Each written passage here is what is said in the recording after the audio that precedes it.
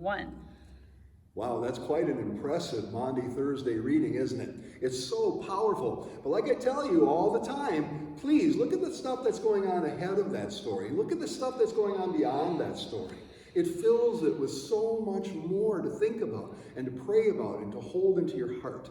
Now, when I was doing those readings, I got to admit, one of the things that popped up into my heart was the relationship that Jesus has with Peter.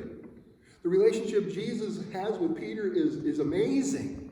If you remember, Jesus only called someone Satan once in the whole Bible. Guess who it was? His friend Peter.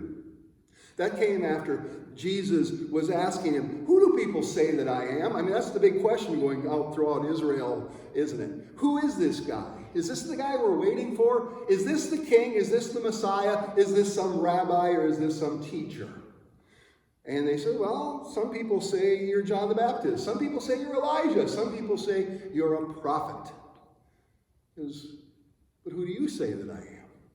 And it was Peter who jumped up and said, hey, you are the Christ. You are the Messiah. You are our Savior. You are the Son of God. And Jesus blessed him. He said, listen, it was my Father that gave you that. Blessed are you for making this confession, making this proclamation. But being a human being, Peter couldn't just stay with that because Jesus also said, I've got to go to Jerusalem where I'm going to be rejected and beaten and killed.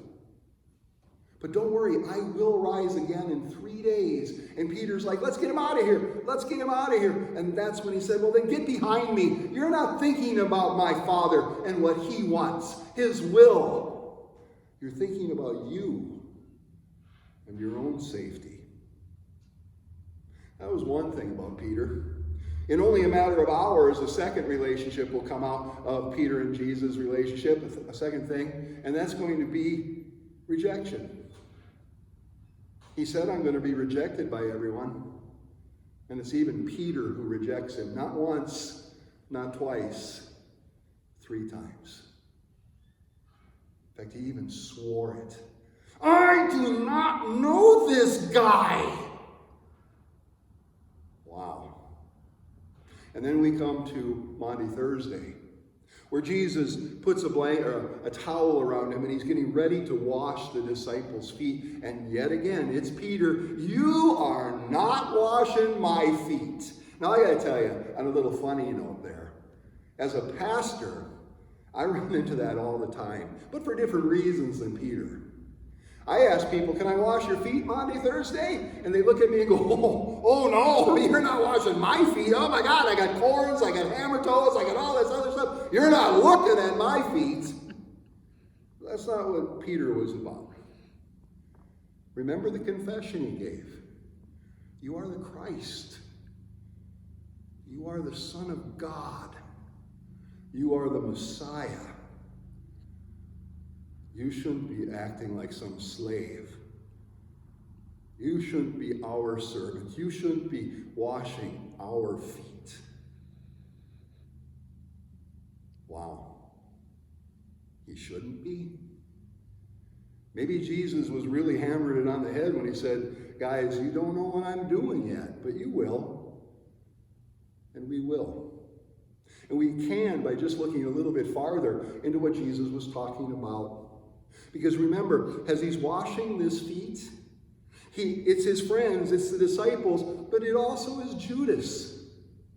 Judas, the one who is going to sell him out for 30 pieces of silver, is sitting right there. And he's washing his feet. Even though he knows this is the betrayer, this is the one who is going to bring about all of the things that are come, that's going to hurt, and ultimately his death, he still loved him. He still washed his feet. He still served him. Now, in these days of fear with this corona, the commandment that Jesus gave that night stands even truer. To love one another as I have loved you. All we need to do to understand what Jesus was doing with washing that feet are a couple things. Number one, he knew this was the last night he was going to be with these guys. He wanted this to be special. He cleaned them so they could lounge comfortably, so he could serve them the meal. That's what we're called to do. Even to those who betray us, even to those who hurt us so badly. We can either follow the way of the world and look for vengeance and look for hatred and hurt. Hey, we'll find it. It's out there. It is easy to plug into. Or we can follow Jesus, the one who is doing this journey for us, the one who has prepared us to walk with him, to know and to love others as he's about to love us. Amen.